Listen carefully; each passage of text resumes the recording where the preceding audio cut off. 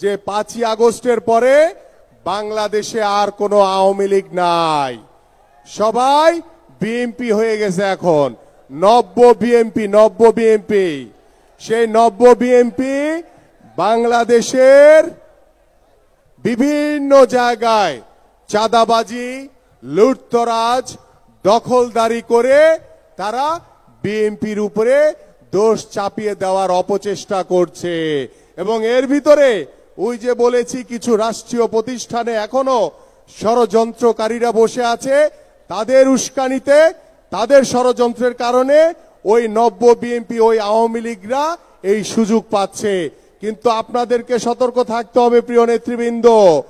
আপনাদের মাঝখানেই কিন্তু অনেকে রয়েছে যাদের হাত ধরে এই আওয়ামী লীগের অনুপ্রবেশকারীরা তারা বিভিন্নভাবে আপনাদের ভিতর দিয়ে বিএনপিতে আসতে চায়। কিন্তু আমি খুব দৃঢ়ভাবে বলতে চাই, আপনাদেরকে সতর্ক করতে চাই, বিএনপিতে কোনো অনুপ্রবেশকারীর কোনো স্থান নাই, কোনো স্বৈরাচারের কোনো স্থান নাই, কোনো ষড়যন্ত্রকারীর স্থান নাই। বাংলাদেশকে আমরা যখন গত 17 বছর ধরে আন্দোলন সংগ্রাম করে গত 5ই আগস্টে যখন স্বৈরাচার মুক্ত করেছি, বাংলাদেশে যখন একটি অবাধ সুষ্ঠু নির্বাচন হবে, সেই নির্বাচনের মাধ্যমে বাংলাদেশে যখন জনগণের সরকার প্রতিষ্ঠা হবে, সেই জনগণের সরকার বাংলাদেশের রাষ্ট্র কাঠামোকে মেরামত করবে, রাষ্ট্রীয় প্রতিষ্ঠানগুলোকে সংস্কার করবে এবং এই যে ষড়যন্ত্রকারীদেরকে খুঁজে খুঁজে বের করে তাদেরকে আইনের আওতায় এনে তাদের বিচার করা হবে ইনশাআল্লাহ। এই জন্য আমরা কিন্তু বারবার বলছি অন্তর্বর্তীকালীন সরকারের কাছে যে বাংলাদেশের মানুষ একটি অবাধ সুষ্ঠু নির্বাচন দেখতে চায়। বাংলাদেশের মানুষ গত 15 বছর ভোট দিতে পারে নাই। বাংলাদেশের মানুষ তার নাগরিক যে অধিকার, সেই অধিকার তারা ফিরে পেতে চায়। আপনারা সংস্কার করবেন, করেন, যৌক্তিক সময়ের ভিতরে করেন। সংস্কার এটি একটি চলমান প্রক্রিয়া, এটা যুগের পর যুগ চলতে থাকবে।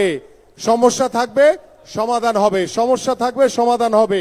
কিন্তু আপনারা সংস্কারের নামে নির্বাচনকে ইচ্ছে করে পিছিয়ে দেওয়ার যে চেষ্টা করে যাচ্ছেন, বিভিন্ন জায়গায় এগুলি নিয়ে আলোচনা করছেন, এদেশের মানুষ কিন্তু এটা কোনোভাবেই মেনে নেবে না। কারণ বাংলাদেশের মানুষ চায় বাংলাদেশে একটি অবাধ সুষ্ঠু নির্বাচনের মাধ্যমে জনগণের সরকার প্রতিষ্ঠা হবে।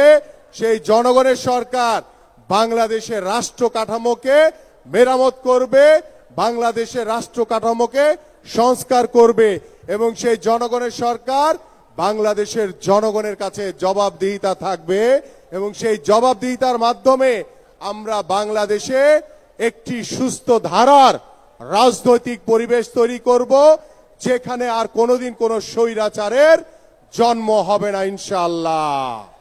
তাই আসুন, আজকে যারা আপনারা এখানে উপস্থিত রয়েছেন, আপনাদের কাছেও আমি দুই একটি বার্তা বলতে চাই।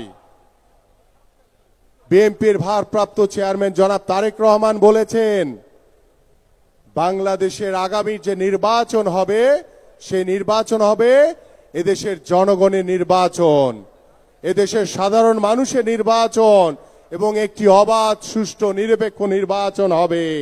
সেই নিরপেক্ষ নির্বাচনে যদি বাংলাদেশ জাতীয়তাবাদী দল বিএনপিকে বিজয়ী করতে হয়, তাহলে এই যে আপনারা যারা বসে আছেন বিএনপি নেতাকর্মী, আমাদের সেই সাধারণ মানুষ, সেই জনগণের কাছে আপনাদেরকে যেতে হবে। কারণ বিএনপি বিশ্বাস করে বাংলাদেশের সকল ক্ষমতার উৎস হচ্ছে এদেশের সাধারণ মানুষ, এদেশের জনগণ। এই জন্য আপনারা সাধারণ মানুষের কাছে যাবেন, তাদের সাথে বসবেন, তাদের সাথে কথা বলবেন, তাদের মতামত নিবেন, তাদের ভাষা বুঝে আমরা কিভাবে একটি সুন্দর বাংলাদেশ গড়তে পারি, কিভাবে একটি সুন্দর সমাজ গড়তে পারি, সেই সমাজ গড়ার লক্ষ্য নিয়ে এবং একটি কিভাবে সুস্থ ধারা রাজনৈতিক পরিবেশের মাধ্যমে বাংলাদেশ থেকে শত অপরাজনীতি আমরা দূর করতে পারি, সেই প্রচেষ্টা কিন্তু আপনাদের মাধ্যমেই করতে হবে।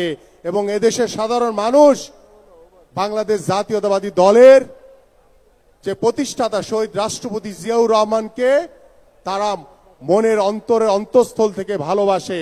আমাদের প্রিয় নেত্রী দেশনেত্রী বেগম খালেদা জিয়া